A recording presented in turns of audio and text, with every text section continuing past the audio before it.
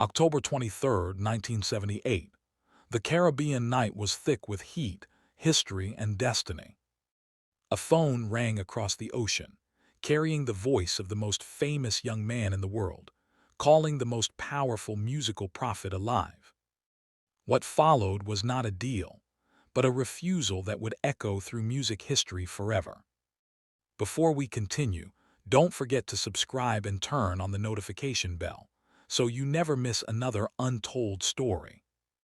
In 1978, Michael Jackson was standing at the most dangerous place any artist can reach, the edge of absolute greatness. He was no longer just the child prodigy from the Jackson 5. He was no longer just Motown's brightest star. He had just broken free, creatively and contractually, and the world was beginning to see what he could become on his own terms. Off the Wall was not yet released, but its spirit was already alive, shimmering, electric, impatient to explode.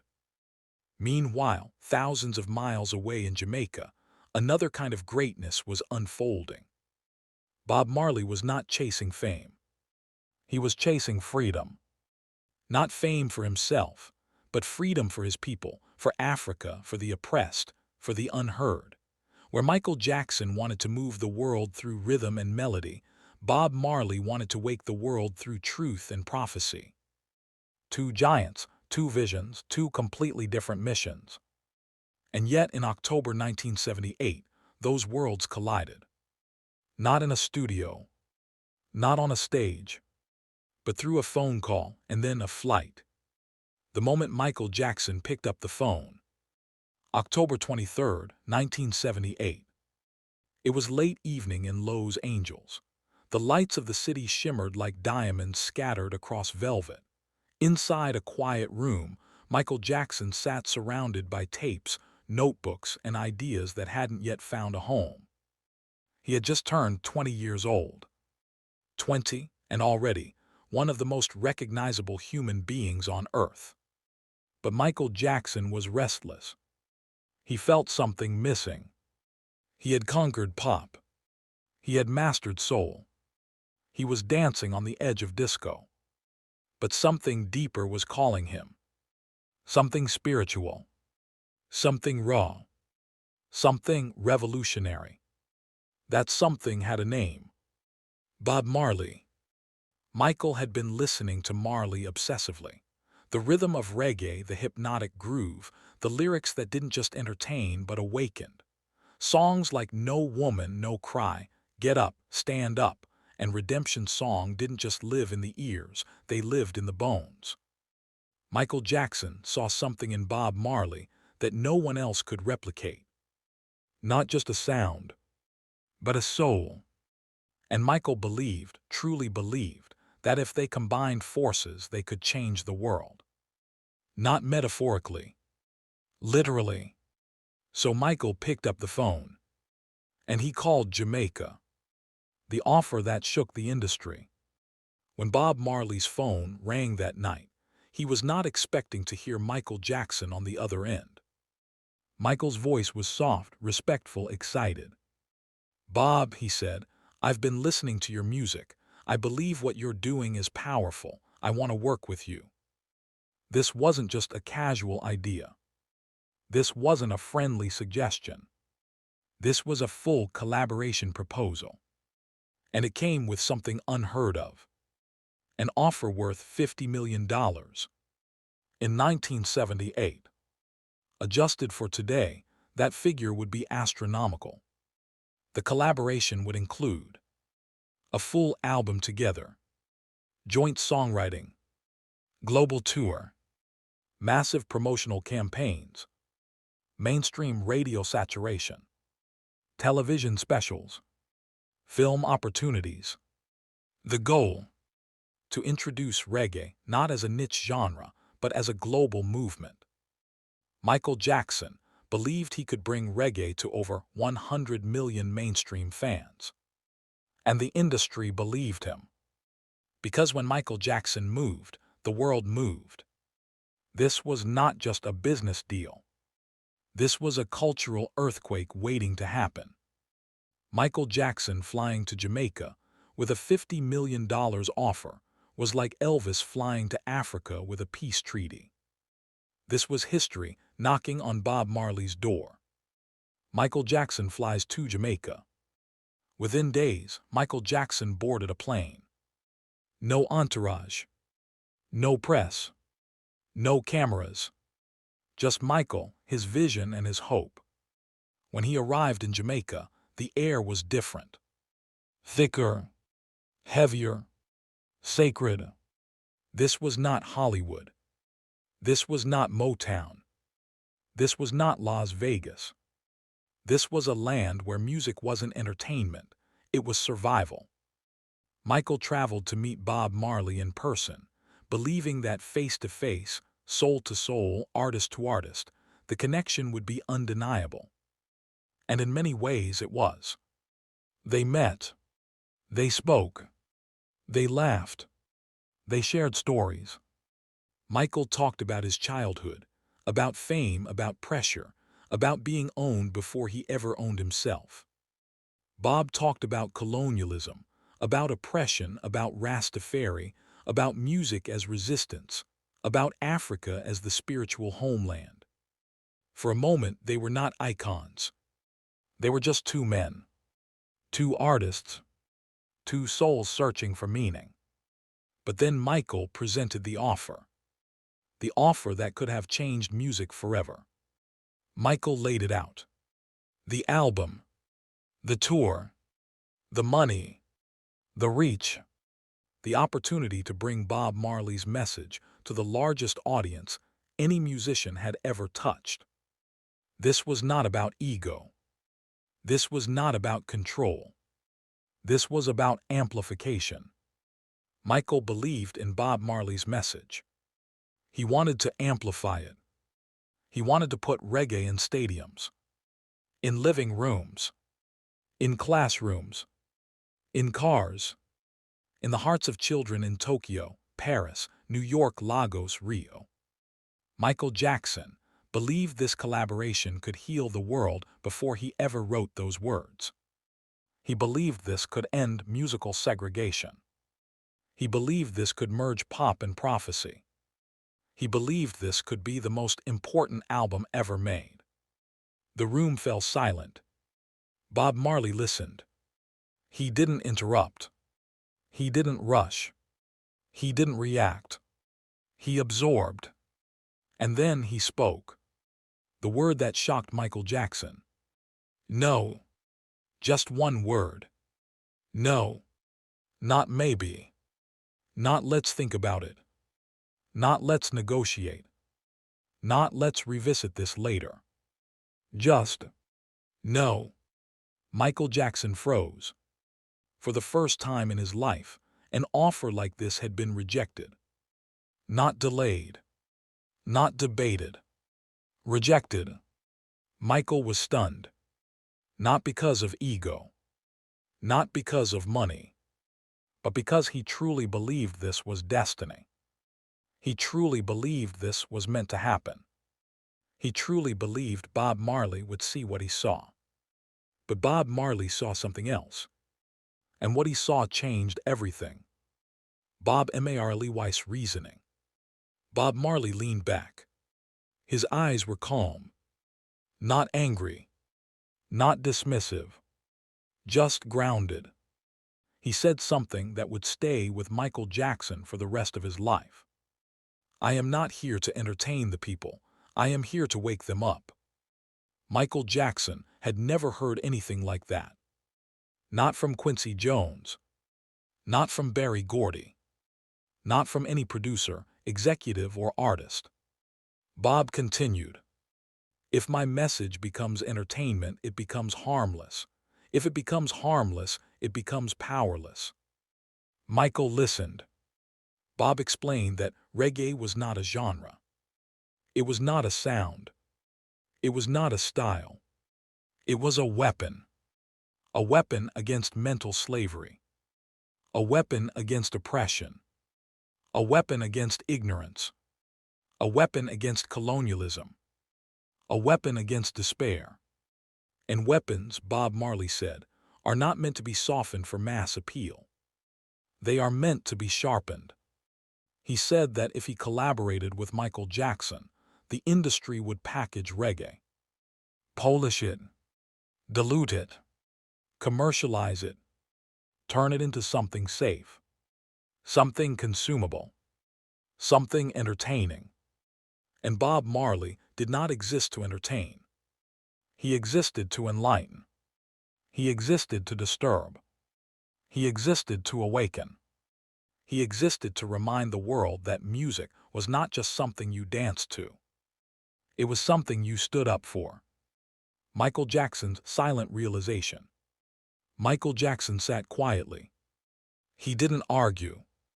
He didn't defend himself. He didn't insist. Because for the first time in his life, someone had drawn a line he had never considered. Michael Jackson had always believed music's greatest power was joy. Bob Marley believed music's greatest power was truth.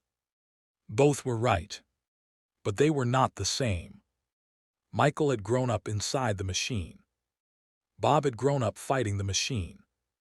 Michael had been shaped by commercial success. Bob had been shaped by political oppression. Michael had learned how to conquer the charts. Bob had learned how to liberate minds. Michael realized something in that moment that would haunt and inspire him for years. There were two kinds of artists in the world: those who change how people feel, and those who change how people think. Michael Jackson had mastered the first. Bob Marley had mastered the second. And Bob Marley was not willing to sacrifice thinking for feeling. Not for $50 million. Not for global fame. Not for history. Not even for Michael Jackson. The moment the deal died, the meeting ended respectfully.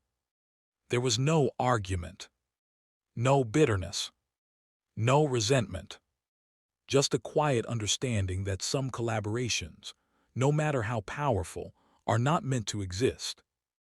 Michael Jackson stood up. He shook Bob Marley's hand. He thanked him. He told him he respected him. And Bob Marley did the same. But the deal was dead. No album. No tour. No collaboration. No reggae explosion into mainstream pop through Michael Jackson. No $50 million. No global campaign. Just two men walking away from the biggest musical partnership the world would never hear. And yet, this was not a failure. This was a lesson. What Michael Jackson learned that night. Michael Jackson left Jamaica changed. Not disappointed. Not angry. Changed. He had just witnessed something he had never seen before. An artist who refused the biggest opportunity of his life because it compromised his message. An artist who valued truth over fame. An artist who valued impact over income. An artist who valued integrity over exposure. Michael Jackson had never met anyone like Bob Marley. And from that moment on, something shifted inside him. Not in his sound, but in his soul. Michael began to think differently about his platform, about his responsibility, about his influence, about the difference between being loved and being meaningful. Years later, when Michael Jackson released Man in the Mirror, Earth Song, They Don't Care About Us, and Heal the World, those songs carried a different weight. Not just joy, but consciousness. Not just entertainment, but awareness. Michael Jackson never became Bob Marley, but he became something closer to him. An artist who understood that music could be more than rhythm. It could be resistance. It could be reflection. It could be revolution. The world that never was. Imagine for a moment the album that never happened. Michael Jackson's vocals over reggae rhythms. Bob Marley's lyrics delivered through pop melodies. Stadiums filled with audiences singing songs about freedom, justice, and unity. Reggae dominating global radio. children dancing to messages of liberation, governments forced to listen, systems forced to reflect. This could have been the most influential album in human history, but it also could have been the most compromised, because the industry would have packaged Bob Marley's message. They would have softened the edges. They would have sanitized the struggle.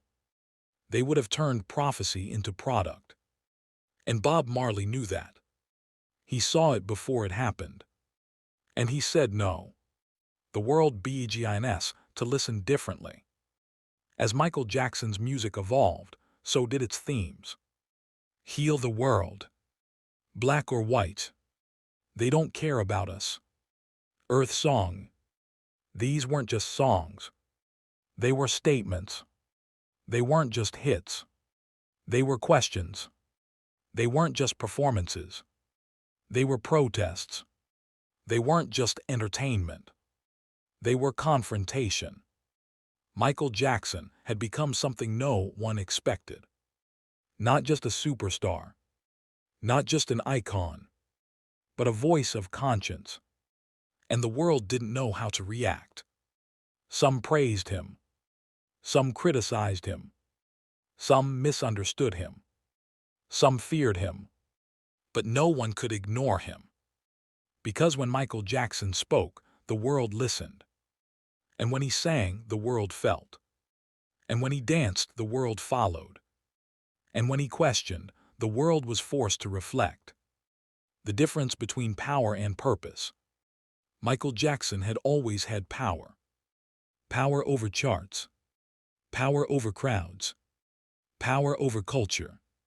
Power over fashion. Power over sound. Power over dance. But after Jamaica, he began to seek something else. Purpose. Power can move people. Purpose can transform them. Power can impress. Purpose can awaken. Power can dominate. Purpose can liberate. And Michael began to see that his power was not enough.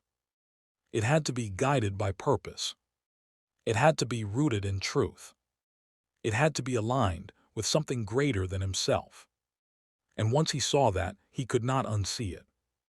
The silent debt to Bob Marley. Michael Jackson never publicly credited Bob Marley for this transformation. He didn't give interviews about their meeting. He didn't write songs about it. He didn't mention it in documentaries. He kept it private. But that does not mean it wasn't real. Some lessons are too sacred for microphones. Some moments are too personal for cameras. Some awakenings are too intimate for headlines. Michael carried that lesson quietly. But he carried it faithfully. He didn't try to become Bob Marley. He didn't imitate reggae. He didn't adopt Rastafarianism. He didn't change his sound. He changed his intention. And intention is everything. The world that almost was. We often imagine the music that never happened. The collaborations that never existed. The albums that were never recorded. The songs that were never written. The tour that were never performed. And sometimes we mourn them. We wonder what could have been. But sometimes, what didn't happen matters more than what did. Because what didn't happen preserved something sacred. What didn't happen protected a message. What didn't happen prevented dilution. What didn't happen allowed two legacies to remain pure. Michael Jackson remained the king of pop. Bob Marley remained the prophet of reggae. Neither compromised. Neither diluted. Neither surrendered. And the world gained two forces instead of one hybrid that might have lost its soul. The cost of saying yes. Bob Marley understood something the industry often forgets. Every yes costs something. Every deal extracts a price. Every opportunity demands a sacrifice. Every collaboration requires compromise. Sometimes the cost is time. Sometimes it's money. Sometimes it's control. Sometimes it's privacy, but sometimes it's your message, your integrity, your truth, your soul. And Bob Marley was not willing to pay that price, even when the offer came from Michael Jackson, even when the amount was $50 million, even when the potential impact was global, even when history was calling. Because Bob Marley did not serve history. He served truth, and truth does not negotiate. The loneliness of purpose. There is a loneliness that comes with purpose. When you refuse what others would die for. When you walk away from what the world celebrates. When you protect what others would sell. When you guard what others would exploit. When you choose meaning over money. When you choose truth over fame. When you choose mission over momentum. Bob Marley lived in that loneliness. Michael Jackson would later taste it. Not in the same way, but in his own. As his messages became more serious, more confrontational, more uncomfortable, the world's relationship with him changed. Some fans felt alienated. Some critics attacked. Some media outlets distorted. Some institutions resisted. But Michael kept going. Because once you awaken, you cannot go back to sleep. And once you see the world as it is, you cannot pretend it is something else. The shadow of history. The meeting between Michael Jackson and Bob Marley did not make headlines. It did not appear in magazines. It did not become a viral moment. It did not enter public mythology. But it lived in the shadows of history. And sometimes the shadows hold the most important truths. Because history is not only shaped by what happens. It is shaped by what almost happens. And this almost happened. But its absence shaped two legacies more powerfully than its presence ever could have. Michael Jackson's quiet struggle. As Michael Jackson's fame grew, so did his isolation. He lived in a world few could understand. A world where every move was watched. Every word was analyzed. Every action was judged. Every silence was interpreted. And inside that world, Michael struggled. Not just with fame, but with meaning. He had everything. And yet something felt missing. Not materially. Spiritually. He was loved by millions. And yet he felt alone. He was admired by the world. And yet he felt misunderstood. He was celebrated as a genius. And yet he felt unseen. And that emptiness drove him inward. Toward reflection. Toward introspection. Toward questions. Toward truth. Toward purpose. Toward something beyond applause. The mirror moment. At some point, Michael stood alone in front of a mirror. Not metaphorically. Literally. He looked at himself. Not the superstar. Not the icon. Not the king of pop. But the man. The boy. The human. And he asked himself a question. What am I really doing with this gift? That question is dangerous. Because it does not accept shallow answers. It does not accept comfort. It does not accept excuses. It demands honesty. It demands courage. It demands change. And Michael answered it with music. Not with speeches. Not with interviews. Not with declarations. With songs. When Michael Jackson stopped just singing. Heal the World was not a hit. It was a plea. Earth Song was not a ballad. It was a cry. They Don't Care About Us was not a protest. It was an indictment. Black or White was not a pop song. It was a confrontation. Michael Jackson was no longer just singing. He was speaking. He was questioning. He was demanding. He was challenging. He was awakening. And the world felt it. Some embraced it. Some resisted it.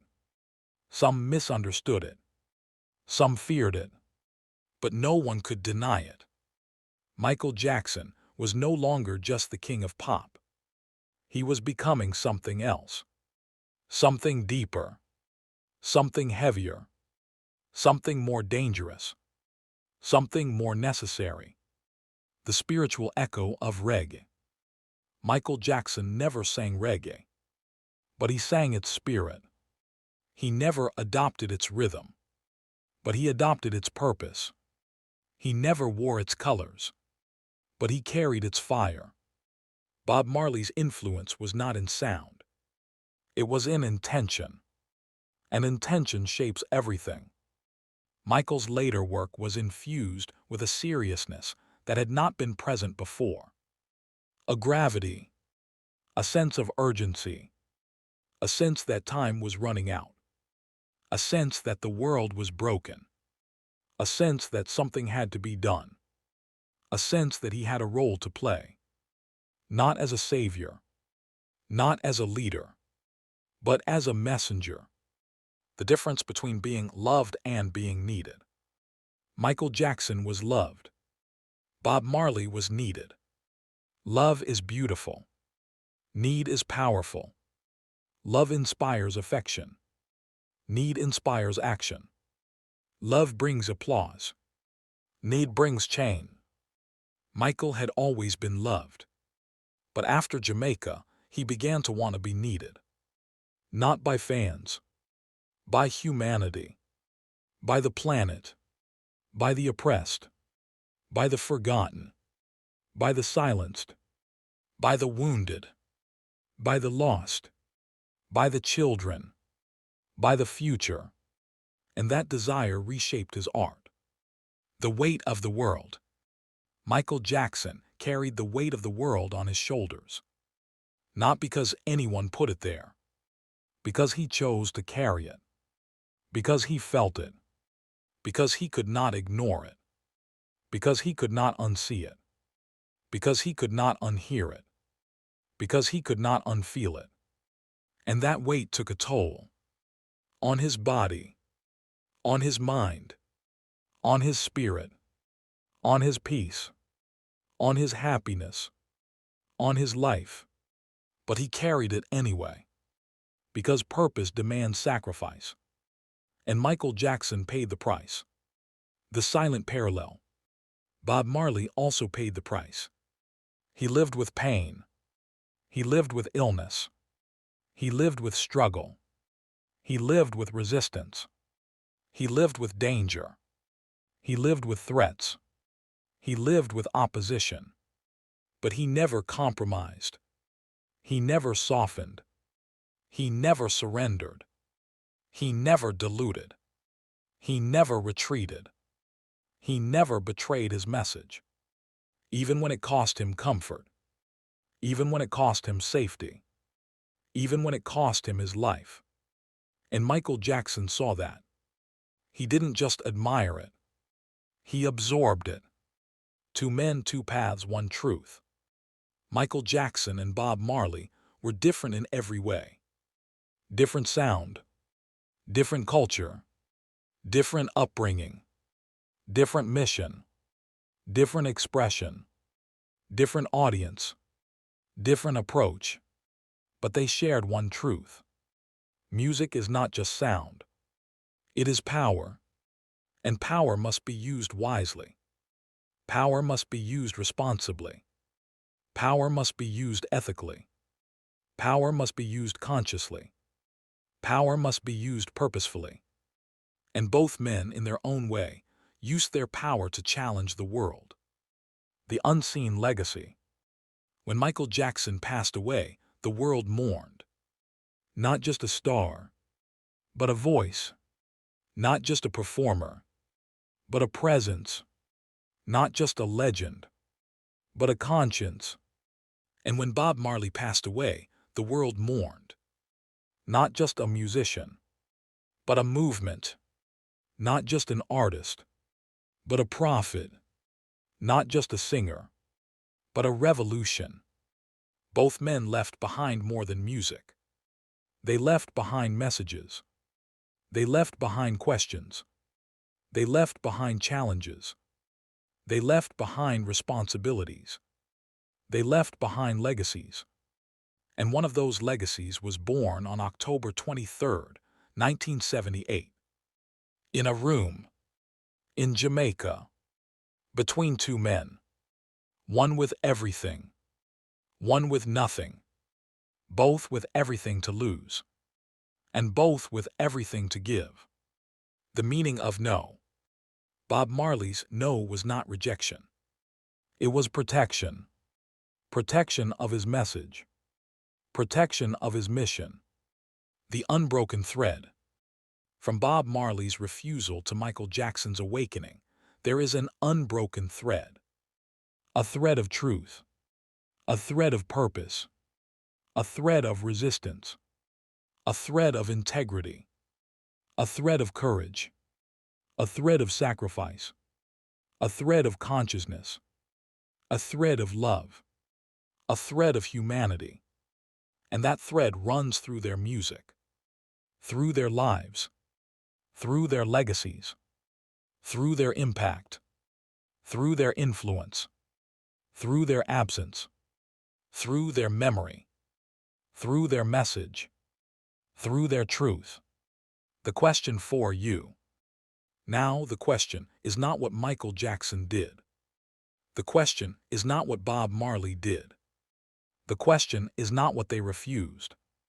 The question is not what they achieved. The question is what you will do. When opportunity comes, when money calls, when fame offers, when power invites, when compromise tempts, when truth is inconvenient, when integrity is expensive, when purpose is lonely, when no one is watching, when everyone is watching, when everything is at stake. What will you choose? Entertainment or enlightenment? Profit or purpose? Fame or truth? Comfort or conscience? Yes or no? The lasting echo. Bob Marley once said, "One good thing about music, when it hits you, you feel no pain." But sometimes music must cause pain. Not physical pain, but awakening pain. Pain that breaks illusions. Pain that shatters comfort. Pain that exposes injustice. Pain that reveals truth. Pain that forces change. And Michael Jackson learned that. Not in a classroom. Not in a studio. Not in a contract. But in a room in Jamaica. From a man who refused to sell his soul. The story that will never end. This story does not end. Because it is not about the past. It is about the present. It is about the future. It is about the choices we make. It is about the art we create. It is about the voices we amplify. It is about the messages we spread. It is about the truths we protect. It is about the courage we summon. It is about the integrity we preserve. It is about the humanity we embody. And it is about the legacy we leave behind. The final reflection. Michael Jackson flew to Jamaica with a $50 million offer. Bob Marley said no. And in that no, something greater was born. Not an album, not a tour, not a collaboration, but a lesson about integrity, a lesson about purpose, a lesson about truth, a lesson about power, a lesson about art, a lesson about humanity. And that lesson lives on.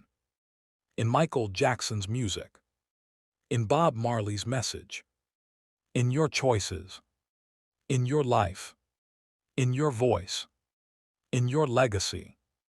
If this story touched your heart, opened your mind, or challenged your perspective, don't forget to subscribe, like, and share this video so more people can discover these untold moments that shaped our world.